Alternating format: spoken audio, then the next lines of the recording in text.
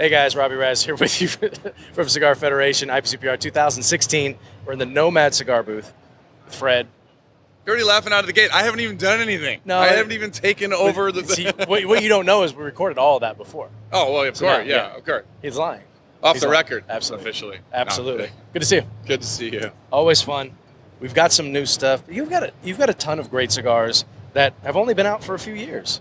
If you think about it, we're going into the 5th year. So the first year and a half was really just the classic line, and then the 1386, wow. and then which was the LE. Yeah. So I didn't think about it until you just said it, but the growth afterwards was substantial. I mean, as of the show, we're 13 full production blends, and it's just part of it. I think when I had done the deal with distribution, which took that off my plate, that a lot of boutiques are still boxing up and Sure. chasing invoices and things like that.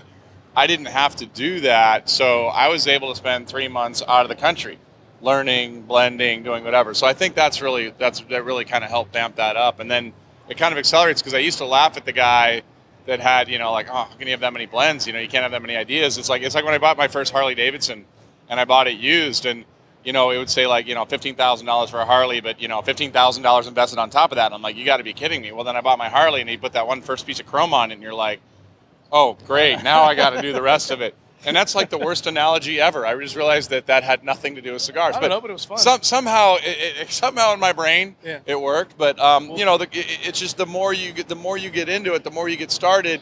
So the process of me doing a new cigar. So like the San Andreas, the SA-17 came out this year. The process for me and the journey has always been learning the tobacco first, which usually takes me about a year and a half of play with it, lay something, do a blend, play with it. Okay, I understand the tobacco. I understand how it plays with other tobaccos. Now, a year and a half later, it's like, all right, I think we're ready for the blend. And so that process now, because of having more and more blends, you're playing with more and more different tobaccos or primings or whatever it may be. And then you get to the wire, and so now you have 2 blends. You're just like, man, I like both of them, but I can only release one. So now I see how some of the guys have that dilemma of, because they're all different. It starts to grow exponentially on itself because like you said, you're playing with all these different ingredients, right? Different tobaccos from here and there, and you're shooting for one project, and maybe you accidentally end up with 4. Yeah, and that has happened. I mean, there's been a couple instances where one gets just put on the back shelf, and then you revisit a year later when you're ready to release a new blend, and are you as passionate about it as you were a year ago, or is it just like, oh, okay, I see where I was, but now I've learned a lot since then, or you tweak it? And that's kind of what happened. Martial Law, which we came out with the show, really isn't a perfect example of that. So the 8613 was the idea of that whole kind of rustic focus on Jalapa, Condega, and Ometepe. There was always a double Ajero version I was playing with. There was always some other tobaccos, some other things I was doing as far as, I was learning that, as a minimum, no one's going to have anything less than 3 years in a cigar. I mean, age-wise, you're typically 3, 4, 5-year-old tobacco, and sometimes you even go a little bit deeper. And so I was playing with different iterations of that, because sometimes you have a 5-year-old tobacco, and dropping down to a 4-year-old actually tastes better. So in that process, what was going on was also a double Ajero issue of that, playing with that. So the Martial Law actually has all 4 regions. There's both Condega and Nestle Ligero in it. There's also Ometepe. There's also Jalapa. And so it ended up being a great blend. But it was always one of those ones kind of on the back burner. And I led with the 8613. And they're similar. I mean, they're different blends. It's just for a reference point. But you always have kind of ones that are just that sideline that you go back and revisit. San Andreas, I had been playing with that for a long time. And it just finally the blend came together. That's that one. Most of the names have to do, at least all the number series are square miles or longitude, latitude. SA-17 is because it was actually the 17th version of that blend. Yeah, San Andreas is a tough leaf to work with. I've seen a lot of cigar companies. They want to. It's a hot wrapper, right? Everybody wants it, but it can go really wrong. Yeah, for me, I mean, I get the sweetness out of it. I'm not one of those guys that I taste boysenberries from the south part of the hill and I taste all that stuff. I'm more basic in that. I get a lot of the sweetness. It's really the 3rd time I've used San Andreas. So the first time was Stogie's limited edition Lancero for their H-Town series, which I did. The second time it's the binder in the Therapy Connecticut, which a lot of people don't know. And people look at, a darker wrapper, particularly kind of newer smokers, like, oh my, that's strong. And San Andreas really doesn't play out that way. particularly in what you do with the rest of the blend. That comes from the filler and the Lajeros and everything else. So that was just that one just kind of finally came around to what I wanted to do out of that cigar, and I was real happy with it. And it was nice to get to a point, someone I respect very much in the industry told me 5 years ago, he says, if you can go 5 years without screwing up, you've got a legit shot. And so I'm right at that mark, and to release the San Andreas and to have shops see the press release, and I don't play that game where like, here's the press release, and I remember like 3 years ago or 2.5 years ago, I did a press release, and everybody calling me going, yeah, but when's it's available? And I'm like, well, it's available now.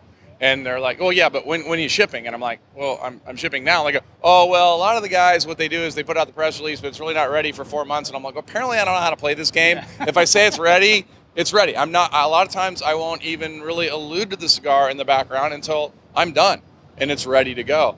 And so it's been a good journey as far as that's concerned. But it was nice to get to that point. And that person that had told me that advice was actually pretty right on, because I released the San Andreas, and all these shops ordered it, and they hadn't even tried it. They had no idea. And it was nice to get to the point where your reputation, at this point, it's like, okay, I get it. You've got good construction. You're buying good tobacco. So I was kind of flattered to finally get to the point. They're like, I don't know, but I know it's going to be good.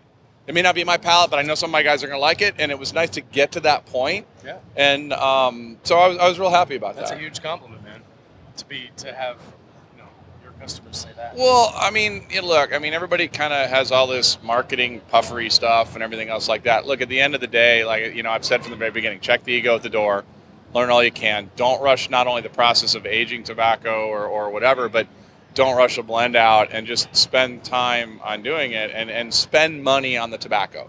I've been proud that, I'm not proud that my margins are lower than a lot of people, but that's the wrong way to say it. But I'm like, I was either going to build a brand or fail trying. And I've said that a million times. And I didn't want to look back and go, oh, if I just upgraded that tobacco that I didn't want to spend the money on. I can honestly say I've never made that call. If I want a certain tobacco, I'm like either taking it out of my margin or I got to bump up the cigar a little bit. And usually it's going to take the margin. Now, Martial Law is the first cigar that I've had over $10. Martial Law is $12 on the shelf. And it was nice to release it, and we soft launched it last week. Several retailers bought it, started selling it, and it was zero pushback. Everybody's like, man, I was waiting for you to do one so I could make a little bit more money off your sticks. And I'm like, well, if that's the problem, I'd have done that years ago if that was your issue. Had I only known. Yeah, but so we obviously, the tobacco was more expensive, but also we wanted to make sure we matched it up in the packaging and go to a 12-count box and make the packaging worthwhile of that too. So it's just nice to get to that point. I did a seminar yesterday where I sponsored it. And, you bring a cigar to the seminar and you share with everybody. And it's kind of always that, hey, here's our new cigar, here's what we're pitching.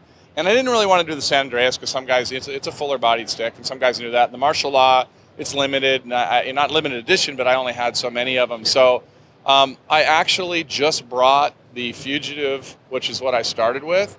And it was more like, you know what? I had them. They've been in the warehouse since 2013 that I had stored for me.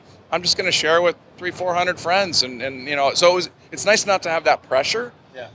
To finally get to that point that I'm just like, you know what, if you don't know the brand by now, or if it doesn't fit for you, then you know what, then it doesn't. And there's a lot of great cigars out there, but it's nice to get to that point to not have that pressure as a manufacturer. Obviously we're in business to sell cigars, sure, and we want to do that, but it's nice to not have that, oh my gosh, how am I going to pay for a trip or whatever, yeah, and make sure you're picking the right shops, that it's really a partnership. That's awesome.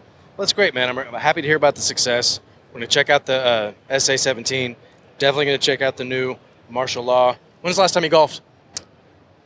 3 weeks ago. What'd you shoot? 78. Wow. 78. Pretty good golfer. Yeah, the windmills are tough, though. The windmills are very tough. The windmills? Yeah. I can't believe you walked into that. Well, no, I'm trying to think, is that a golf course I should know? No, 78.